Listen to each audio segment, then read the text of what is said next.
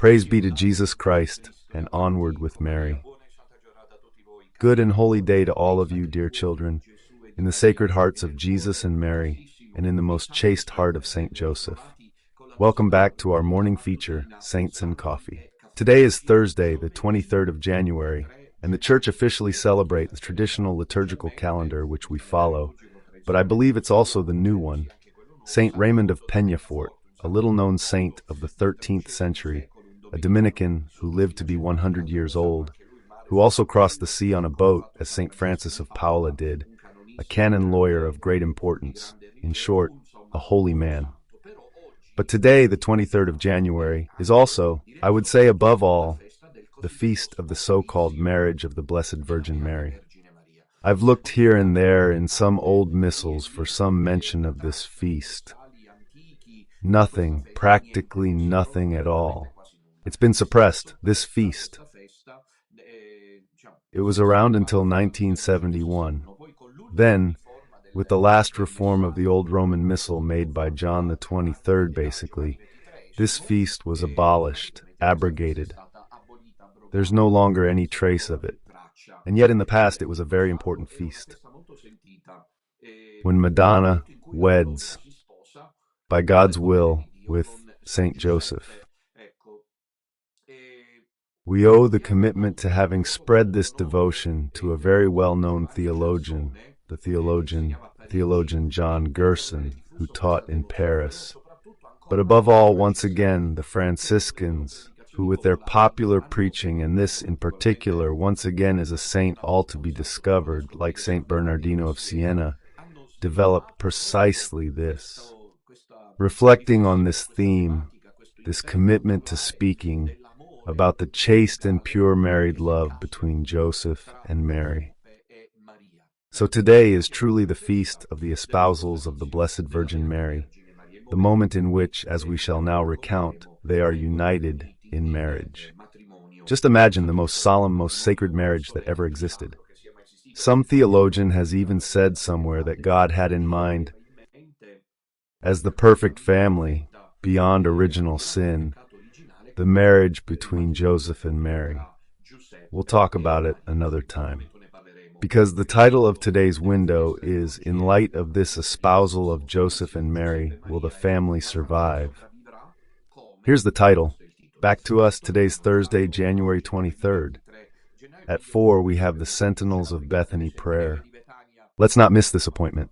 Let's join in prayer. Last night we finished the novena. Many I'd say, have already asked to do it again. Subsequently, to have these moments of prayer in the evening with the priests of the Sodalicium. I must say it really was a moment of grace, of faith, of spirituality. Intense, this novena for Russia that we presented to God through the Immaculate Heart of Mary. And whatever will be naturally. And I promise you that later on at other times we will return to this theme of the novena and the prayer made together. Every day, however, Radio Domina Propone offers continuous moments of prayer, especially the 3 rosaries. It's time to intensify prayer because we are in the year of the rosary. Ultimately, the sentinels who gather on Thursdays do just that. So at 4 p.m., now the direction offers the post of the Sentinels of Bethany. There is this prayer. No, this is the one of the wedding. Here it is, of the Sentinels of Bethany with the intercession of Blessed Pina Suriano, as you can see in the foreground. But as I told you, I'm in Austria. And so today we'll have a moment of intense grace, because I have 2 moments, pastorally intense, here near Linz. One around 1 o'clock, a totally un-Mediterranean time. As a Palermitan, I apologize to all Italians from Naples downwards. And I'd say it's almost a mortal sin to even think about having one. A meeting, what's it called, a symposium, it's expected to last about 2 hours, with hundreds or maybe even more young people, between 20 and 25 years old. Almost all men, for a discussion, a debate, a study. It'll be done at 1 p.m. because here in Austria, we are in Middle Europe. So as you can imagine, the hours also because of the climate affects the rhythm of life.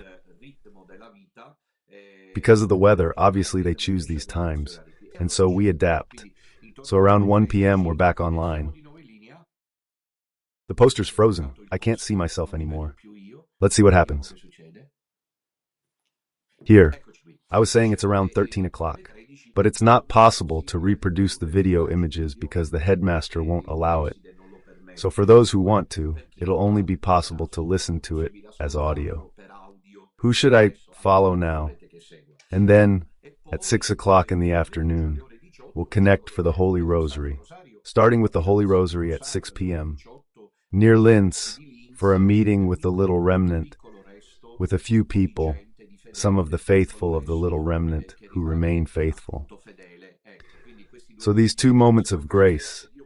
Then this evening, God willing, there's the catechesis on the Apocalypse, the Symphony of the Lamb, the 19th installment. We have to talk about the 5th and 6th trumpet. We saw the 7 seals, we began to see, then the trumpets, then there will be the bowls of God's wrath. So after the break for the novena, we resume this in-depth look at the last book of the Bible, which von Balthasar called the Book of the Lamb, and Don Minutella wanting to outdo him just this once, and I think this time he succeeded. He called it Don Minutella's Symphony of the Lamb, because it's almost a musical book. Even that, the Bible is like that, there's no denying it. So we're at chapter 9 of Revelation. From my book, did you see the post? Share, share, share. The 5th, share the post, no. The 5th is the same trumpet, don't share them. At 9 p.m. on Radio Domina Nostra's YouTube channel, where I invite you to subscribe, alright? Then, you know about these upcoming commitments, the final ones on February 2nd and 11th. I've heard that they're organizing coaches. There are some from Veneto, Friuli, Venezia Giulia, and Trentino Alto Adige. And I heard yesterday also from Abruzzo and Marche. Sign up in time, dear children from various regions. Come to Milan for this moment of grace. I announce that this year, the most important gathering, which is therefore not a gathering, is a moment of prayer. I believe in May we'll have the family gathering. The family. I'm already starting to think about this. In May. These are moments of prayer. On the 2nd of February, there's also a coach leaving from Emilia-Romagna from Cesena Nord, which is still quite empty. Take the opportunity to subscribe and come. It's quite easy to come by bus. Then the distances aren't so prohibitive, like those who have to come, let's say, from Rome, from Naples, from Cosenza, from Palermo, or even from Sardinia or Apulia. And then again, on Tuesday, the 11th of February, we'll be in Verona for the Feast of Our Lady of Lourdes. We'll have a chance to prepare these events. Instead, the closest ones are, first of all, next Sunday in 3 days in Palmanova, in Friuli, Venezia Giulia, at the San Marco Auditorium in Via Scamozzi. Palmanova, Udine at 4 p.m. to meet the small remainder of Friuli, and next Friday. The other one is the Feast of St. John Bosco. Today is the 2nd day of the novena. There's some important news, which is that we're not in Turin, but in Savigliano. So take note of this because it's important, but we'll have a chance to keep saying it. That's Friday, the 31st of January, the Feast of St. John Bosco. We'll do it instead of in Turin, we'll do it at home. Bethany at Bethany House, around 4 p.m., there in Savigliano in the province of Cuneo. Because God is still in Turin. We invite Cardinal Ripoll, if he wants to come, we'll gladly give him the place. The place, not as cardinal, because he isn't one, because the appointments of Bergoglio, the false pope, are non-existent. However, he, being a theologian, should accept the challenge that a poor priest excommunicated and reduced to the lay state who asks for help, asks him. Otherwise, this isn't the Church of Mercy at all. They're clowns. They're clowns who mock consciences. If they were truly men of God, they wouldn't be reduced to the total shame that they are. They would accept the confrontation. He doesn't want to come because he's prestigious. They pretend to be Don Tipo and Don Caio, but then they're the untouchable cardinals, unreachable. I experienced this with Brother Celestino when he went to visit Cardinal Sarah, and Our Lady opened the doors for Brother Celestino. She managed to get inside him, but Our Lady did it to show poor Brother Celestino what these people are. What's behind the proclamations that these people make? Because we on this side would never dream of behaving like that. Never. And you know that we're always among you, among the people. We're currently just traveling the roads of Europe, of Central and Eastern Europe, snowy and cold. They should do it too. And so we are in Stavigliano. It's a moment of celebration, and I invite all of you to come. The Piedmontese, carrying St. Bosco's relic as we celebrate. This great saint with a beautiful celebration there at the Bethany house. But if the Curia of Turin, the bishops and monsignors and theologians of Pope Francis, of the whole, the open doors, mercy, inclusion, openness for all, if they are not swindlers, if they're not hypocrites, they should accept the debate. I have to ask. But since they're crapping themselves because they have no answer, because by now they answer with Pope Francis's gospel, I bring them the gospel of Jesus Christ. And it's like when Father Amorth brought holy water and the crucifix to the possessed. Look, it's like that. They run away. The possessed flee. They bang their heads against the wall. They run away. They don't know where to go. These are like the possessed. When dominated by the gospel, they're possessed, because they come with theology, and barely that. This one could still be accepted, this so-called Pope Francis. But they don't come with the gospel of Jesus Christ. They come with the gospel of Pope Francis, who isn't even Pope. Since I come with the gospel of Christ, they don't know what to answer. They don't know what to say. They don't know how to argue. And so they act like scaredy cats. Too bad for them, too bad for them, too bad for them. That's what they show. Domina has been called to shame them. The Episcopal Conference, Piero, how many bishops are there here? I'm inviting Olivero. Come on, Olivero. Why doesn't Olivero come to Civigliano? He who is the progressive bishop, Bishop Montanaro, the most Bergoglian bishop of Bergoglio, why doesn't he come? And we talk. I promise that, because they're bishops, I'll stay calm. But I want to ask the bishop some specific questions to the Piedmont Episcopal Conference, which warns the faithful, you understand, against Domina and Brother Celestino. Shame on you. You're desperate, at your wits' end. You should instead warn against this false church of Pachamama, of Amoris Laetitia, of Traditionis Custodes. You should warn against a false pope who is dismantling the Catholic Church, pretending that you don't notice. And then, this meeting in Savigliano will be a moment of grace for all the small local remnant, and for those who want to come and receive the blessing, around 4 p.m. Right, friends, now let's move on to today's episode after this unexpected rant on this Thursday that I'm preparing to spend with some young people. I didn't ask for this. I'm sure you believe me. You might think I organized it.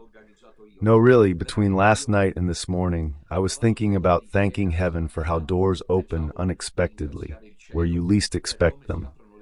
Slowly, doors open where you least expect them. So today, with these young people, between 15 and 25 years old, there will be this in-depth symposium.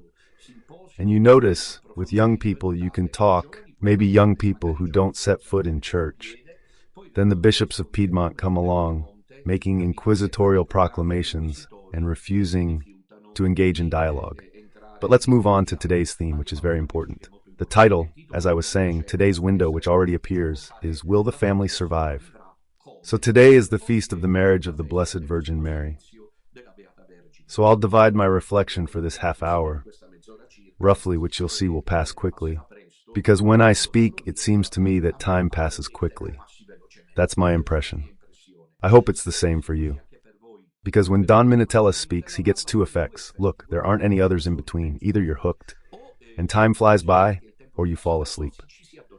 People tell me they listen to me at night as a compliment, unaware how much it depresses me when they say, "Father, I listen." And I manage to sleep.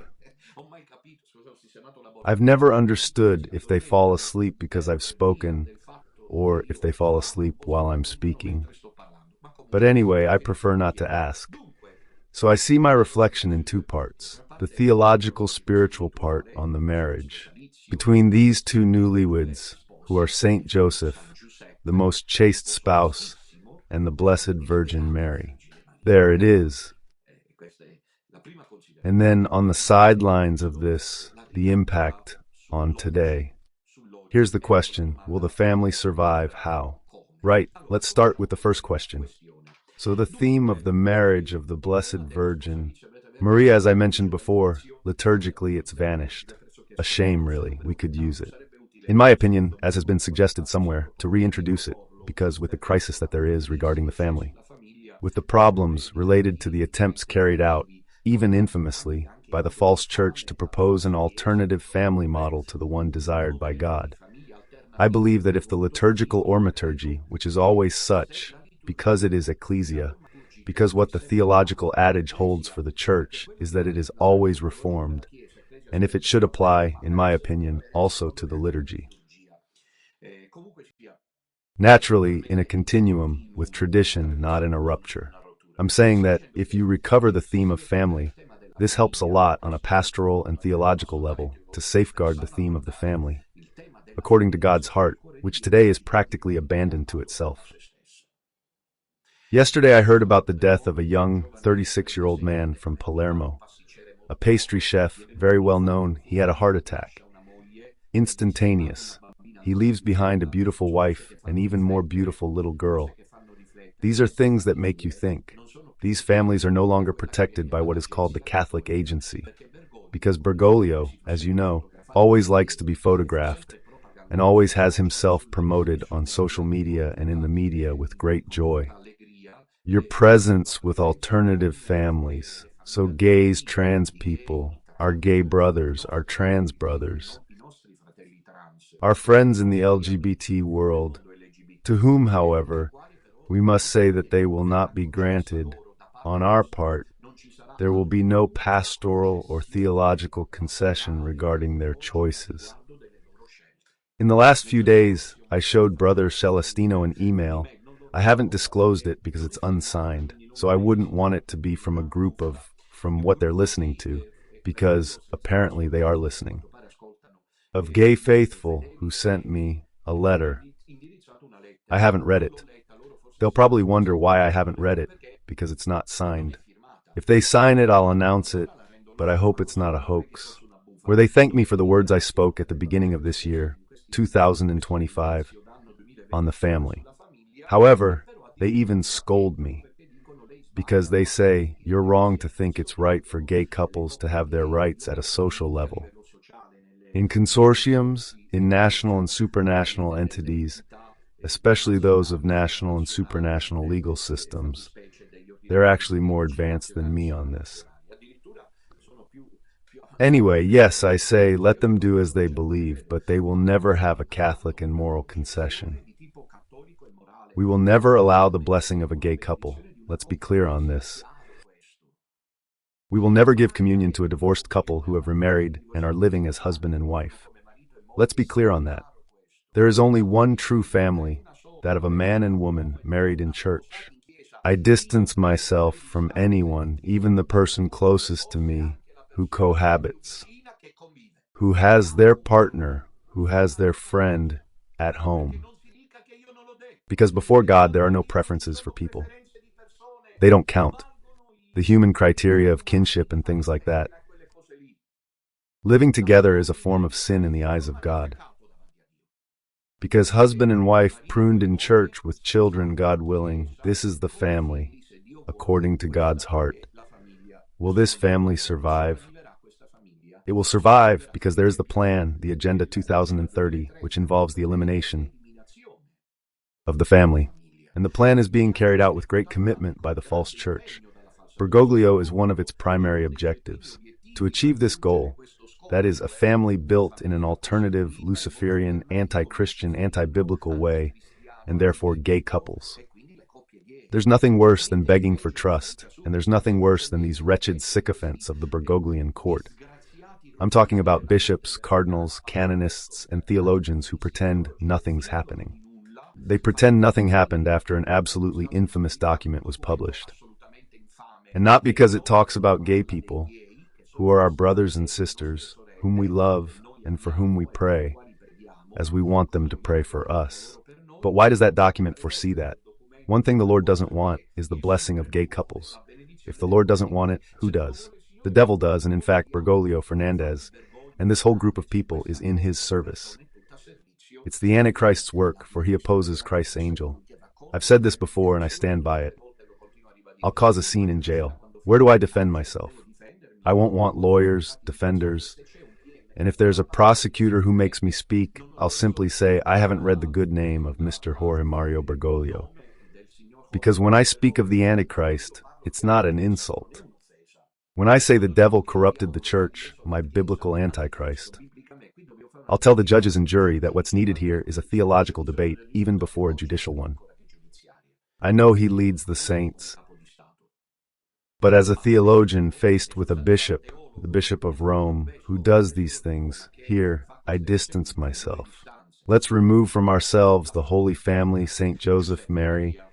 That's why we should put this liturgical feast back at the center. I was wondering this afternoon how to celebrate it, but there isn't a formulary, apparently. Until 1931, there still was something. So in the Gospels, there's no mention of it. And we immediately try St. Joseph, who took your wife Mary as his spouse, in the phase that of about a year, in which they didn't live together in the Jewish tradition, but they were husband and wife, waiting then to consummate the marriage. It's that dedicated phase there, as you know, in which Joseph is already Mary's husband and Mary is already Joseph's wife, but they don't live together. Mary becomes pregnant by the Holy Spirit and must give birth to the Messiah. And Joseph, as we shall see, decides to divorce her quietly. He didn't think Mary was in love with another man. It's clear that's not true, Puglia. Sadly, modern theology has won people over. And I feel that there are even good priests, not modernist ones, who think this way, because it would seem that the gospel implies it. But how could Joseph ever have doubted Mary? Got it? They say I steal his time. Those who love me know me well, not about those living with me in Palermo. I speak of the faithful remnants from north to south Italy, from Sardinia to Trentino, who have tested Don Minutella, in the sense that they have understood who he is. Never ever do they even have the slightest doubt, not that they believe him. It's been disproven. It's not true. They won't doubt it, though this keeps going around. And Domina is also a sinner. Never mind St. Joseph towards Our Lady. How could he ever have thought that his wife was cheating on him with another man? The reason is different. What? Now we'll see how what I wrote in my book has become flesh, which is always available. It's part of the evangelical trilogy, has become flesh. We have until the end and is risen. A commentary by Domina on the Gospels of the birth, the passion, death, and resurrection of our Lord Jesus Christ. The reason why St. Joseph decides to dismiss Mary himself is another. Otherwise, we wouldn't dismiss her in secret. When Matthew says that he wants to dismiss her secretly and says that he's a just man, it's a contradiction. I mean, if he's just, he is the one who respects the Torah. The Torah prescribed a public dismissal, not a private one. You can't do that. Private, never against the Torah. When can you do it? Privately. Because he bypassed the law in a sublime way, as we shall see. But how did these two meet before getting to this point? Shocking event. So how do you know? Then Matthew tells of a Joseph who is visited by the angel in a dream, who tells him not to be afraid to take Mary with him as his wife, because the angel tells me what is conceived in her is from the Holy Spirit. But what's the backstory? Well, the Gospels don't say, because the Gospels can't tell everything. What should we draw on? To what sources? First of all, the apocryphal Gospels, because they tell, some are even quite noteworthy, because they are portrayed in the liturgical tradition, like the Proto-Evangelium of James, which recounts several aspects. For example, the names of Mary's parents, which are celebrated in the liturgical calendar, are taken from there, from the apocryphal Gospel of James.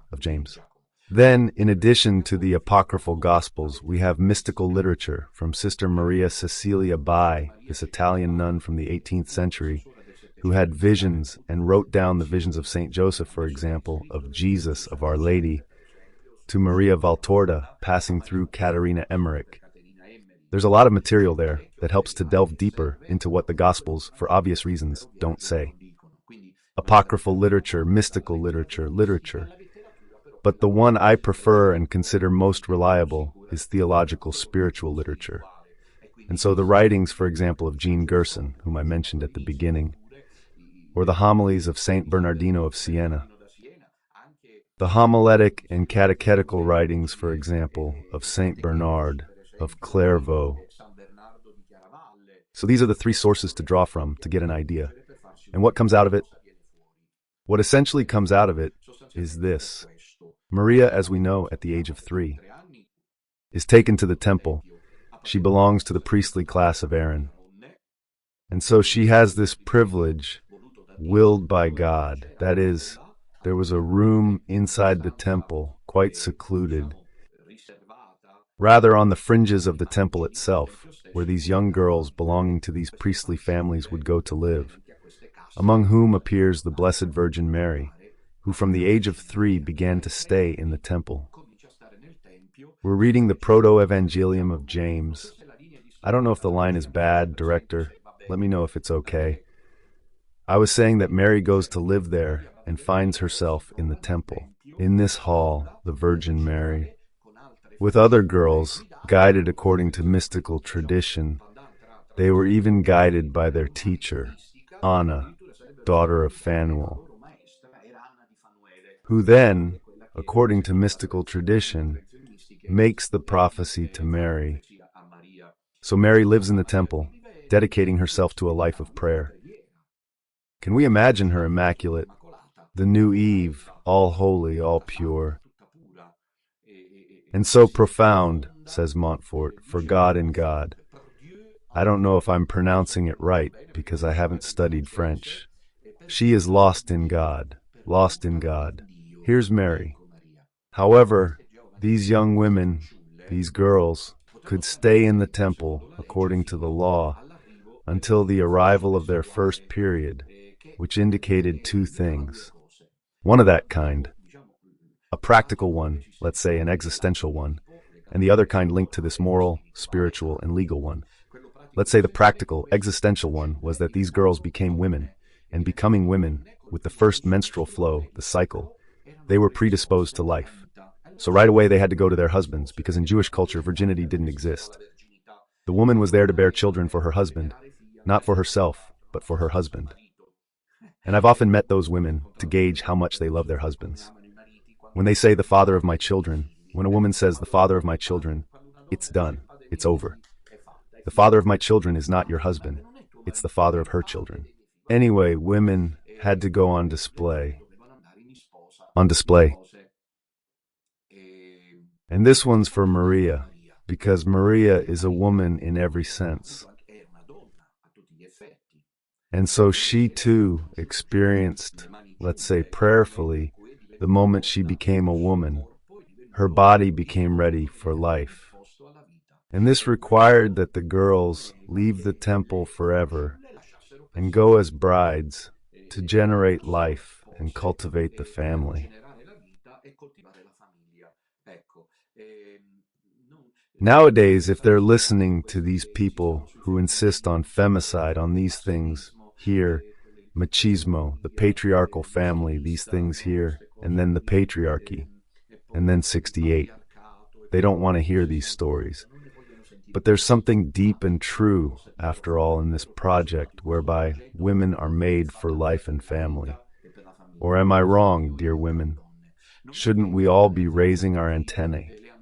To speak ill of the false church, but everyone takes their own responsibilities. How many priests have continued to speak of divorce as an act not willed by God? How many priests told us and our husbands to carry our crosses if we could? How many priests have spoken about familiaris consortio, about conjugal chastity, in the sense of not using condoms, of talking to cohabiting couples to get married in church, or inviting couples of divorced and remarried people to live as brother and sister. Who talks more about family? So, for me, even you women of the small remainder should agree. There's no greater joy for a woman. Work. I say this with all due respect. In fact, when a woman works, she works very differently from a man, because for a man, work is just one aspect of life. A woman can make a life out of it. But it's a risk, because then she finds herself at 50 or 60, ravenously searching for a little bit of a feeling of love because a woman carries it inside.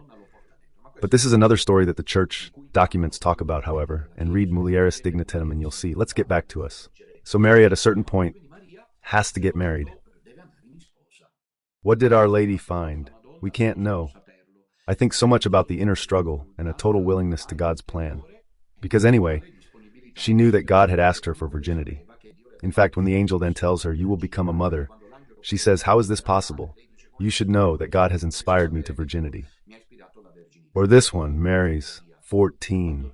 It's beautiful. And here Maria Valtorta intervenes, who in my opinion is unsurpassed.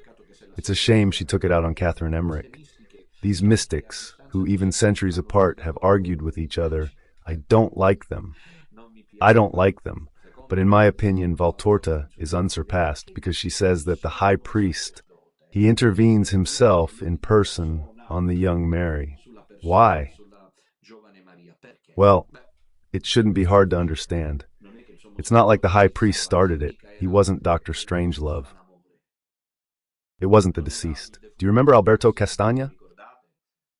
He drove around in his van, the strange lover, and they say he'd stuff couples. No. He wasn't a glutton. The high priest, he didn't have time to deal with that. But they had pointed out Mary to him. She was Joachim's daughter. And then they all understood how this girl lived.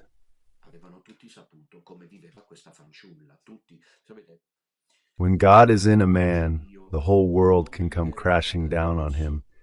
But if God is there, it shows. But for another moment of St. Joseph, if there is a God, it can be seen from a couple of things. Anyway, let's get back to us. So it's the high priest who's interested in this. I repeat, there's nothing in the Gospels. I'm summarizing the tradition. I repeat, apocryphal, mystical, theological, dogmatic, and spiritual.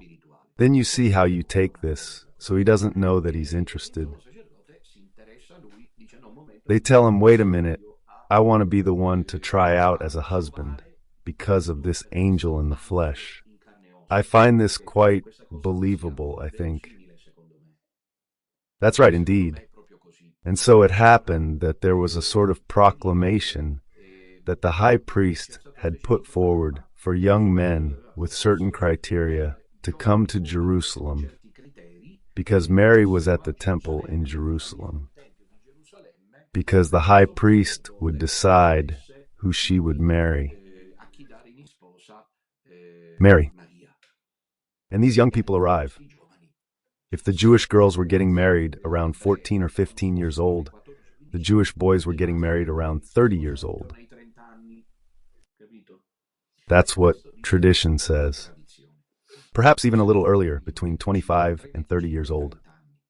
Anyway, these men arrive and there's the twist. Raphael showed it well. As you saw, let's skip it though. It'd distract from this key point. I'm saying that the Supreme Section invents a ploy, takes a twig, goes down the steps. I remember having almost pictured it myself. In my book, it became flesh, and there's a lot of everything I'm telling you. He slowly descends the steps. He carries this twig with him and calls upon God, Yahweh. This is an important moment because it's truly an election. I'd say a counter-election. That is, God had to indicate to him who should be the husband of a woman like Mary. And so the high priest takes this twig with him and says that he in whose hands the twig will blossom shall be Mary's spouse. And that's where theology stops. This is where it stops, the domestic reflection. Because every time we talk about the supernatural, there's always a sort of prejudice, I don't know what to call it, a bit of an enlightenment. Cartesian matrix. Anyway, tradition has it that as soon as this twig goes into Joseph's hands, it blossoms. So his priest says, "This is the husband, he will be Mary's husband." And so tradition has it that on today's date, the 23rd of January, Mary and Joseph were united. Now let's look again at Raphael's beautiful, very famous painting, and that's the high priest who wanted to join them in marriage. Mary to Joseph, who you see holding the flowering branch amidst relatives, friends, and sugared almonds. That's the meaning. But let's take another step forward. Why was Saint Joseph chosen? The idea, like unfortunately some film, media, and literary publications of the last 50 years, suggests a naive Joseph who gets angry with God because he wants to make love to his wife. It's a rash, banal idea, and it doesn't correspond to the truth. Joseph had been prepared by God. We don't have official sources. We have to resort to mystical tradition. But go and read, I've done it in the past, the texts of the servant of God, Maria Cecilia Bai, who tells the life of Saint Joseph, and here she's speechless. And this child, from a very young age, there's even talk of a sanctification in utero, some say. For example, John Gerson, who was also a distinguished theologian, chancellor of the University of Paris, who, however, in 1300, in the 14th century, wrote texts in which he insists on the fact that Saint Joseph, because he was destined to be the husband of Our Lady, was sanctified in the womb, in his mother's womb, like John the Baptist. And then Thomas Aquinas will add, or rather he'd already said before, that Saint Joseph was confirmed in grace. These two gifts that Saint Joseph received.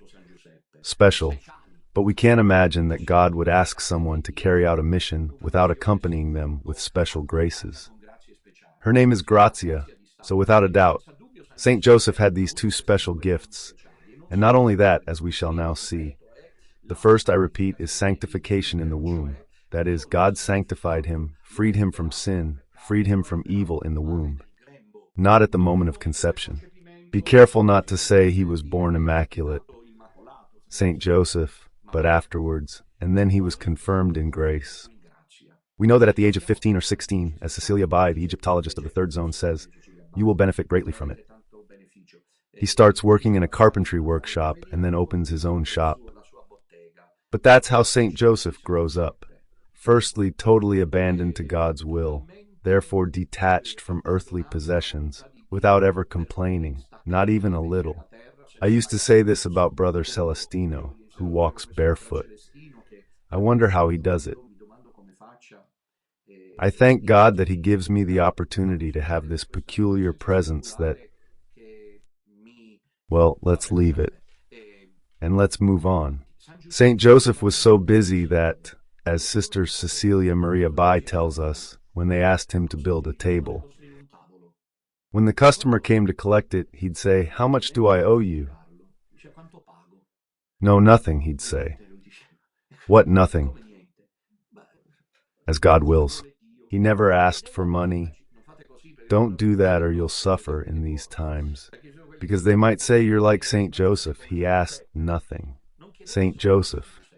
And then God, another aspect, prepared him for the mission, for the encounter with Mary.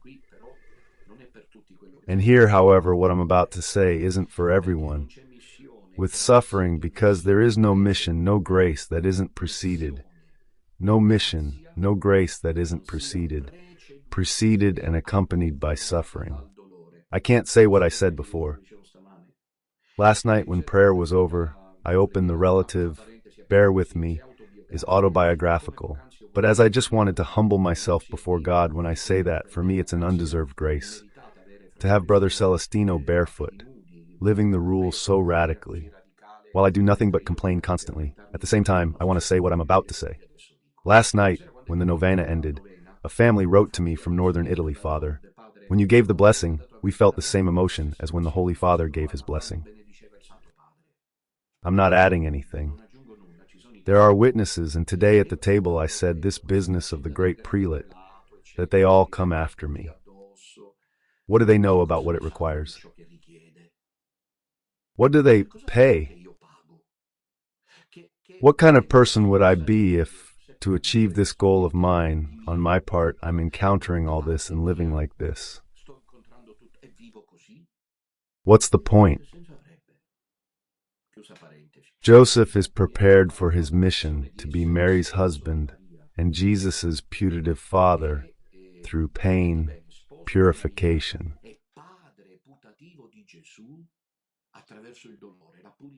Call it a dark night, call it what you will. Remember Isaiah at God's throne? And he says, I am a man of unclean lips, what can I do? Someone takes a live coal with tongs and purifies him. There's no work you can carry out. Look at the lives of the prophets. Think of Padre Pio. In my book, Padre Pio, Man of God, I tell it, as unfortunately elsewhere in many books about Padre Pio, it's not said how Padre Pio was. If someone wanted to be like Padre Pio, read what he went through when he writes that at one point he felt like he was going crazy. Matthew writes it specifically, I'm going crazy, Father. Padre Pio told him, help me, I'm going crazy. And then in the convent, apparently they read the entire Divine Comedy in a day and a night. Thanks for bringing up, Padre Pio. He's on the threshold of, humanly speaking, despair, in the sense that he was enveloped. Imagine Saint Joseph, what he must have gone through. He was purified, transformed into the love of God, the grace of God. He translated it into what St. John of the Cross will call passing through the fire. Because God doesn't want smoke, he wants fire. Our part. And if, this is what von Balthasar says, Mamma mia, how we fly high today. And if in some ecclesial missions God tolerates a little smoke, now I'll explain what I mean, because there are those who don't understand. In other ecclesial missions, Catholic and universal, now I'll tell you better, God. He demands that there be no smoke, it must all be fire. So I'll explain better. The smoke shows what we know. I do this and I say that, I here and there. But even Paulo says so. However, what you have seen, heard, noticed, and thought is what you must do. So this I which is good is a neglected I. There are, says von Balthasar, resistances that God must put on display before the hunt for communion. But why should this happen? It is necessary that the I that must be exhibited be so devoid of itself that it doesn't produce smoke. Therefore it means, what you see in me is what you must do. They couldn't explain it. There are many in which, because the mission is more limited, God lets some uncertainties remain, but certainly Saint Joseph.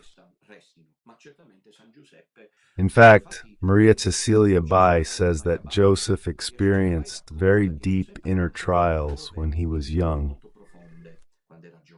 So when he arrives at marriage with Our Lady, it's not the cinematic Joseph of today, of this false church, of a Joseph who gets angry with God. Let's make love, and me when I make love. She won't join me. As if Mary were just any girl and Joseph, just any qualunque uomo. With an itch in the belly button. No, this is absolutely unacceptable, dear children.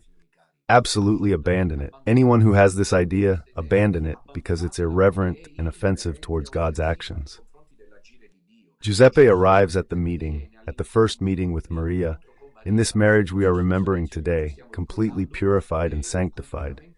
Moreover, when he meets Maria, it's as if the high priest enters the Holy of Holies. He approaches to the holiness of Mary. Joseph didn't need to feel carnal desire in front of Mary. Joseph in the presence of Mary felt a spiritual calling. And here I must say something that I've said before, and for which I receive the gratitude of many women who say, Father, you understand these things. You clearly have a special insight. I want to say what follows, but also to women. Men seek if they don't have a calling to charity. In general, men have more lust than women. That is, the carnal, sexual matter, the male generally gets sick. From adolescence onwards, it's a continuous struggle. When the male seeks the woman to unite with her and vent his instincts without knowing it. Questa things I draw these things from theologians of the caliber of von Balthasar, Evdokimov, and others, so therefore an ecumenical theology in the sense of broad. The male, without knowing it. This is absolutely incredible. St. Augustine turns in his grave. He seeks the spiritual dimension without knowing it. The man can't understand that the instinct, the irresistible urge towards feminine forms, towards the woman he must have, possess, is an instinct born from the need to move from the carnal to the spiritual. In a word, man without knowing it, when he seeks the carnal dimension, is actually seeking God, the spiritual. That's why it's Satan who manifests himself above all in carnality. And that's why many have understood original sin as an act of lust. Because sexuality is a decisive aspect of transition from the earthly carnal dimension to the sublime spiritual one. When two truly love each other, they evidently seek in carnal union above all, as Thomas Aquinas says, the union of souls, the union of hearts. Otherwise, it's just an outlet. That's why women who have this spiritual dimension more strongly in their sexual experience, they feel hurt. They feel bad when I tell the male partners, which partners? The husbands. I say it carefully. Be careful when you come to your women. Then you've finished letting off steam, and you answer your mobile phone, you look at messages. Or you get up and completely neglect the woman you've just been with. That's commodifying her, the woman. She remains traumatized because the woman gives herself physically, but she's happy to do so. If she feels that the man, even before the body, wants the heart, the soul. So it's a whole exploration to be discovered in this pansexualist craze that exists. What's more, with proposals for alternative families. Joseph didn't need any carnal desires to reach the spiritual. But he, already purified to pass through the hole, had already passed through fire. When he meets Mary, he reaches excess, he reaches the sublime, he completely catches fire. Joseph becomes a seraph, divine, sublime. I don't know really, I think you understand me. The encounter with Mary extinguishes, if ever there were still any need for it, any other desire. And so he marries Mary and gets busy. Does he conform to God's plan? Enters into the conjugal and family experience, as every man should, that is, for the need to give of himself totally. How many men have I known, but truly so many, who work hard for their family? Well, my dad, single income, 4 sons, I've told this story before. When popes mention these things, they keep them to themselves. But this is something I've told you other times because you know the truth from the details. My dad worked 2 jobs, poor guy, and even got some flack from his wife, who couldn't understand that my dad left the house, not because he didn't want to be at home, as my mom, his wife, repeatedly and stubbornly, he kept telling her. But that good Lord went out because he understood that with the single salary he couldn't. He couldn't support his family, so he took a second job. But that's not the story I want to tell. The episode I want to mention is the cloakroom at home, where my dad kept a pair of shoes. A pair of shoes, I think it'll be among the records, in my opinion, that pair of shoes was at least 10 years old. I've never seen him buy shoes. No, he bought them. So in man there is, as in St. Joseph. In fact, my dad, by the way, was devoted to St. Joseph. He was devoted to St. Joseph. They told me that when he died on the 20th of July, it would have been a feast day. I don't remember exactly what it was linked to St. Joseph. Anyway, this I don't remember the details of. But it's to say that it's possible to find traces of the union between Joseph and Mary in our families. But what family survives today? Towards what family model are we going now? Flowers, dears. Because the Church of Rome, which they pass off as the Catholic Church, first broke openly and resoundingly. with the magisterium of all time, even recent. Look, there's absolutely no possibility of continuity between John Paul II's Familiaris Consortio and Bergoglio's Amoris Laetitia. How come the theologians don't notice it? How come? Look, there's no chance of continuity between the Catechism and the Catholic Church. I'm not talking about the one from Trent. I'm talking about the one from 1992, which makes some concessions in certain things, and fiducia supplicans, that is, the blessing to gay couples. That's the plan. The Christian family must disappear, and we are so strict that now young people, we've become more compliant. Well, we priests, we have responsibilities. Immense ones, dear brothers. We must answer to God for everything. But what is this frivolity of priests acting like bourgeois, enjoying life? And if they don't succeed, then they get depressed because their churches are empty, and we should be shouting in the streets in defense of the family. As John Paul II said, we will always rise up when it is time to defend the family. Young people no longer believe us. Yesterday, here in Austria, I met a person, a young woman. As there was a group, of course. So we were sitting at the table. She was the young waitress, I don't know, about 30, Sicilian, living here in Austria. And in a, well, existential condition, evidently, which is now official. These people, they get together, they split up, they move in together, they cohabit, then it doesn't work out, then someone discovers they prefer the same sex rather than the opposite. Then abortions upon abortions. Look, it's a massacre, my dear children. God is allowing it. May the Lord bless all the families of the little remnant, and not just God's own heart, where love reigns.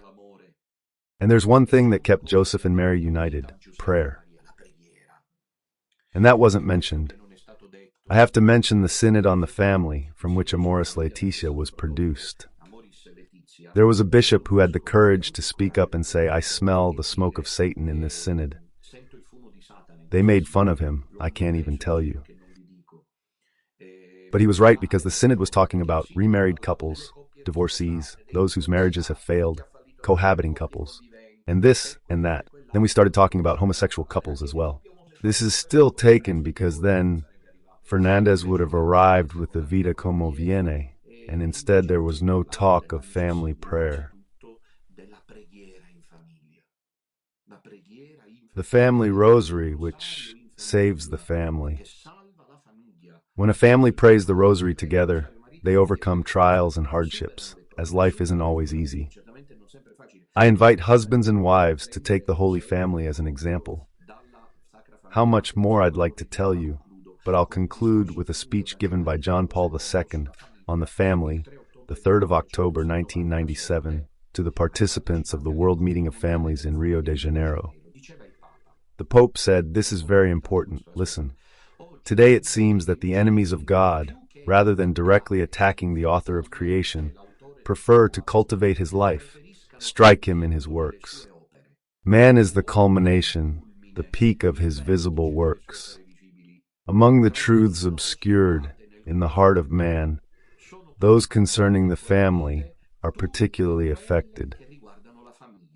Around the family and life, the fundamental struggle for the dignity of man unfolds today. It's incredible to see everyone pretending that this Harlequin church, this rainbow church of Bergoglio, is anything other than the evil satanic agency that's driving this plan forward in Rome.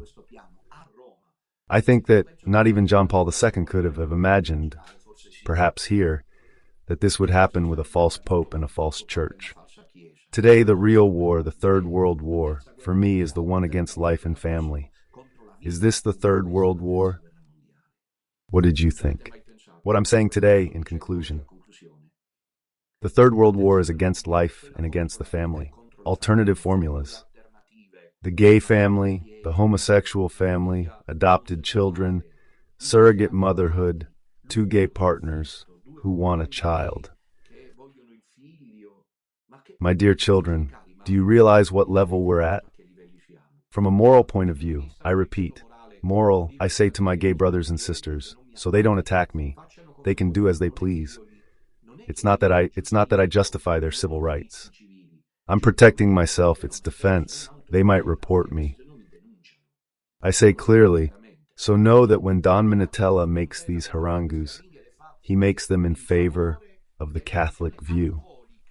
Okay, dear gay brothers who are getting married and want a child, regardless of the fact that there are gay people like Leo Galata, like Platinet, like Gabbana, someone else, there still is, who say that it's a pretension, and they are gay, to get married. Okay, but wanting children, why wanting children? But it hasn't always been God's will, and instead you have to want something that isn't God's will, but Satan's will, the devil's will. It's the counter-narrative. To think that Bergoglio has been there, undisturbed, for 12 years, carrying this out, and to see that it's coming to pass. Sarah, who talks about the Latin Mass as if it were an attack by Satan. I'm hurt, look. It pains me what St. Joseph in the workshop. God knows what I go through, having to endure it every day, from when I wake up until when I even put my limbs in bed. This pain, this torment in my heart, seeing that no one lifts a finger, that they leave us alone, and then I have to put up with the flies, the ones who say that I'm keeping my daughters hostage and they all want to take me to court, they want to put me in prison, they want to... And meanwhile, in this apocalyptic situation, nobody intervenes. It's a disgusting scenario, like I think you said yesterday morning. Brother Celestino, the bishops are mad I slapped Dominutella in Bethany. Watch out for Mr. Dominutella and Brother Celestino. What cowards, what wretches, what desperate apostate people. They're pathetic. And meanwhile, they remain silent in the face of the proposal of an alternative family to God's design. These bless, now they are marriages around the world. Couples ask, and yet they warn against us who defend the family according to God's heart. This is shocking. And the media smear campaign against John Paul II a few years ago served to delegitimize him because he's still a prophet today. Bergoglio wants that. He never spoke of Wojtyła. If you go and look, he's mentioned him very few times where it doesn't hurt, because John Paul II is a problem for these damned apostates. Damned apostates. So today, the Third World War, it's not the one with bombs, in my opinion. The Third World War is the one against the family, against life. And if yesterday we were saying that, someone asked me, Father, can you clarify the issue of the New World Order? And I concluded it's new, as I said yesterday. New World Order on one hand, and thank you, Director, New World Axis. So I wanted to clarify this, be careful. I didn't say that the New World Axis exists. Listen, because I've said it over and over again. I don't know who Trump is, for example. They've written in many places a rather interesting thing, that he would be a philo-Semite. If so, the Palestinians have something to sing about under the bombs, haven't they? Support from international banks, most of which are in the hands of Zionist oligarchies. So I don't know who Trump is, I don't know who Putin is. I've only opened a perspective. What I want to say is that we here in Rome, in the West, in Europe, are witnessing the Third World War against the family, to destroy it at all costs. This fury of Satan that Sister Lucia had announced, you remember, in a letter written to Monsignor Carlo Caffarra, Archbishop of Bologna, who was still president of the Pontifical Institute, the John Paul II Institute for the Family, in which he told him, Father, the Madonna has revealed to me that Satan's last attack will be against the family and against life. Exactly what we're experiencing. But no one could have imagined that the zealous destroyers, you understand, fanatics, the anti-life and anti-family fanaticism came from Bergoglio. And you get it, these are fanatics, understand? Be careful, because behind the proclamations, and we have proof of this, of the todos, the open church, these are extremists, Satan's extremists. They are extremists. They are the devil's fanatics. Be careful, keep your eyes open, and do as you please. I tell you how it is, no one can say I didn't. Here, my dears, let's pray for the family. Let's pray the rosary as a family. Yesterday, I was concluding the last day of the novena with a family here in Austria. I'm happy to go, I go whenever I can, because we pray the rosary together.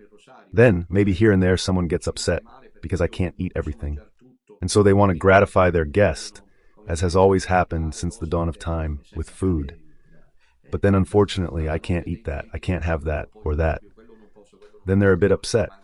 So I say this, if I come to a family when I can, it's only because I have the joy of being there. And now I won't go to a family again, without first, together with the family, praying the rosary. Right, my dears.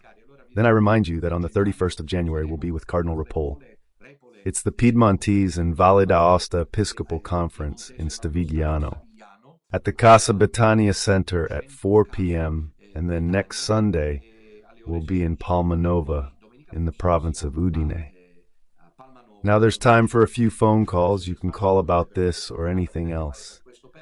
In the meantime, I remind you to support the project with the postal account, which is easier to access, or with the IBAN, which is also an absolute guarantee. I thank all those who are making a great effort to help us, because as you've understood, there's a need to do so, otherwise we can't go on. Without your support, we can't put up a fight. It's clear. Yesterday I said it openly, and I'll say it again today. The economic fund is necessary. Don Bosco, seeing as we're in the novena, when John Bosco went, then they didn't invite him anymore. They managed to invite him. These are the most exhilarating things. Don Bosco is all to be discovered. It's all to be discovered. Because he used to get himself invited by the wealthy families of Turin. Then they stopped inviting him, because the families spread the word. He got himself invited to Prato, because he was a distinguished guest. Know what he did? Young and hungry, he'd sneak a bag to the ground without anyone seeing. Then, afterwards, when it finished, before, he started to take. Look how crazy the saints are. Better mad than holy, said Phil.